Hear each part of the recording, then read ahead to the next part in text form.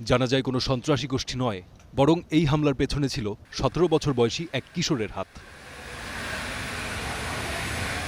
জাকার্তার police বলছে কিশোরটি ইউটিউবে video দেখে বোমা তৈরি করা শিখেছে। অনলাইন থেকে সে পটাশিয়াম ক্লোরাইড ও পেরেকের মতো কিছু উপাদান কিনে একা একাই 7টি বোমা তৈরি করেছে। আত্মঘাতী হতে নিজের সাথেও বোমা রেখেছে, কিন্তু 3টি বোমা বিস্ফোরণ হয়নি। তার সাথে থাকা বোমাটি আংশিক বিস্ফোরণ হয়েছে, তাই সে প্রাণে বেঁচে গেছে। সে ছিল একাকী প্রকৃতির কিশোর। সে মনে করত যে সে তার সমস্যাগুলোর কথা কাউকে বলতে পারছে না। সে জানতো না তার অনুভূতি বা মনের অস্থিরতা নিয়ে কার সঙ্গে কথা বলবে, ফলে তার আবেগগুলো মনের ভেতরেই জমা হতে থাকে। তদন্তে নেমে একটি ডায়েরি খুঁজে পায় পুলিশ। ডায়েরির 42টি পৃষ্ঠা জুড়ে ইংরেজিতে নানা কথা লিখেছে এই কিশোর।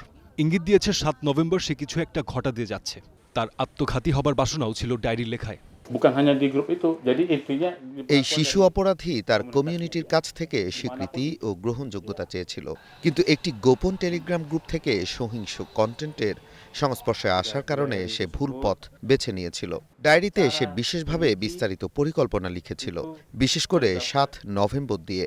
ডায়েরির সূত্র অনুযায়ী সে অস্বাভাবিক কিছু করার ইচ্ছা পোষণ করছিল। নিজেকে ক্ষতি করা বা নিজের জীবন শেষ করারও ইচ্ছাও ছিল তার।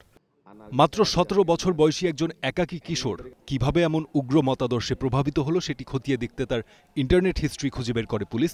জানা যায় সে একটি গোপন টেলিগ্রাম গ্রুপের সদস্য ছিল। এই গ্রুপে সে বোমা হামলা ও আত্মঘাতী হামলার মতো সহিংস কন্টেন্টগুলো দেখত। যেমন 2019 সালে নিউজিল্যান্ডের ক্রাইস্টচার্চের মসজিদে হামলা তাকে অনুপ্রাণিত করেছে। যদিও টেলিগ্রামের মুখপাত্র রেমি ভন রয়টার্সকে জানিয়েছেন তারা এআই প্রযুক্তি ব্যবহার করে প্রতি মুহূর্তে লাখ লাখ সহিংস কন্টেন্ট সরিয়ে ফেলছেন।